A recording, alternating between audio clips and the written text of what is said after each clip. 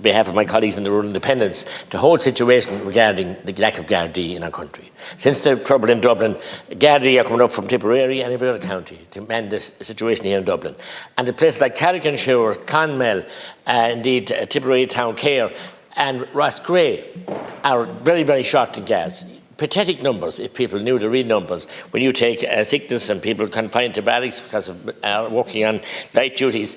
And we see this morning another sticking plaster by the Minister for Justice looking for 1,000, bring the reserves up to 1,000. This is a serious situation, and we need a proper debate here because our people don't feel safe. We've had a number of incidents being investigated in Roscrea over the weekend and again on Sunday night and all over the country, in towns and villages, and there's fear and there's no response from Gardaí because they're simply not there. So we need the numbers. You tell us in answers always that we have so many. We don't have them because they're in office duties and they're in court duties, they're in everything else, but they're not able to serve the public, and the public are worried. So we need a proper debate here about our Garda numbers, an honest and open debate. Well, first of all, can I be associated also with the statements that were made in relation to expressing condolences with the family of Michael O'Regan. I've been in this House for nearly 26 years and he's been a feature of political commentary all of that time and longer.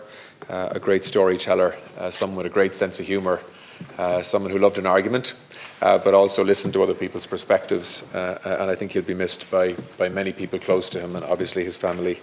So I just want to be associated with the condolences and comments that have been made.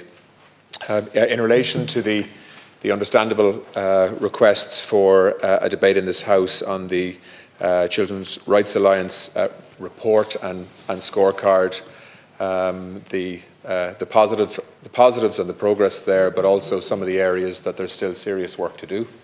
I share the concern, as I think everyone in government does, that there are children still in psychiatric wards. That needs to change. And I think we would welcome an opportunity to have a debate on those issues and to update the House in terms of the government's response.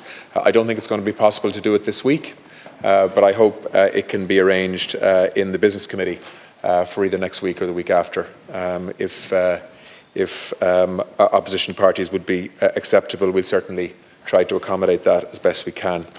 In relation to Deputy McGrath's request for a debate on Garda numbers, Deputy, there's been a lot of discussion around security, crime, making our streets safer, and Garda numbers. Minister McEntee is making significant progress in this space. Garda recruitment is accelerating. There is strong interest, I'm glad to say, in joining on Garda Síochána at the moment, and of course we're now going to set more ambitious targets in relation to the reserve as well. So there's a lot happening there, Deputy.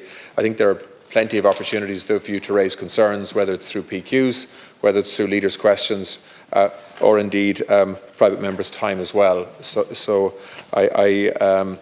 that's something I'd encourage you to raise at the Business Committee if you want to create time and space for that.